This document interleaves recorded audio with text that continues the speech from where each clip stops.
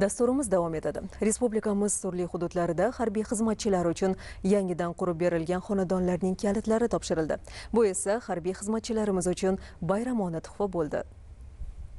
Keyingi yillarda milliy armiyani isloh qilish, mamlakatimizning mudofaa qobiliyatini mustahkamlash borasida olib borilayotgan islohotlar to'lqinida harbiy xizmatchilarni ijtimoiy qo'llab-quvvatlash masalasiga ham alohida e'tibor qaratilmoqda. Mana shu ezgu ishlarning amaliy tasdig'ini chegarachilar uchun yangidan qurib foydalanishga topshirilgan xizmat uylarida ko'rish mumkin. Viloyat, tuman hokimligi mas'ullari, Davlat xavfsizlik xizmatining Jizzax viloyat bo'yicha boshqarmasi rahbariyati, harbiy qism qo'mondonligi hamda davlat va jamoat tashkilotlari vakillari, harbiylar va ularning oilalari ishtirokida o'tkazilgan tantanali tadbirda muhtaram prezidentimiz Qurolli Kuchlar Oliy bosh qo'mondoni boshchiligida milliy armiyaning jangovar shayligini oshirish, harbiy xizmatchilarning ijtimoiy himoyasini kuchaytirish maqsadida olib borilayotgan islohotlar xususida so'z yuritildi. Marosimda yangi uyning ramziy kaliti topshirilgach, bu xayrli ishga bosh qo'shgan quruvchilarga minnatdorlik bildirildi. Shundan so'ng xonadon sohiblari zamonaviy tipda bunyod etilgan yangi turar joyning kalitlarini tantanali tarzda qabul qilib olishdi.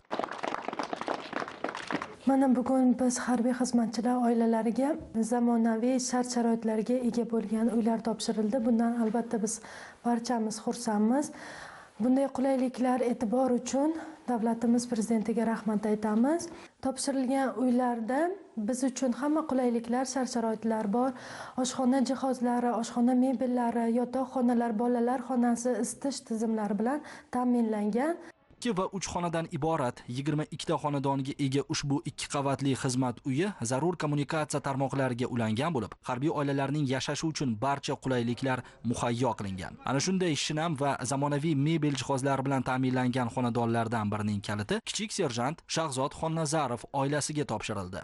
Biz harbiylar uchun qurib bitkazilgan mana shunday hashamatli, shinam va barcha qulayliklarga ega xizmat uylari topshirilganidan bag'oyatda xursandmiz.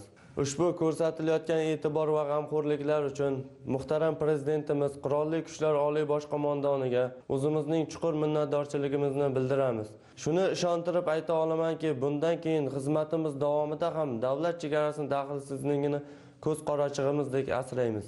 Harbiy shaharchada bolajonlar uchun o'yin maydonchalari tashkil etilib, hovli atrofiga manzarali va mevali daraxt ko'chatlari o'tkazilgan. Shuningdek, jarayonda harbiylarning turmush o'rtoqlari bandligi masalalariga ham alohida e'tibor qaratilib, ular uchun zamonaviy sharoitlarga ega tikuv sexi bunyod etildi. Natijada mo'jazgina ushbu tikuv sexida 6 nafar harbiy xizmatchining turmush o'rtog'i ishli bo'ldi. Harbiy xizmatchilar va ularning oilalariga qaratilayotgan bunday e'tibor albatta tinchligimiz posbonlarining o'z xizmat vazifalarini samarali olib borishlarida muhim ahamiyat kasb etadi.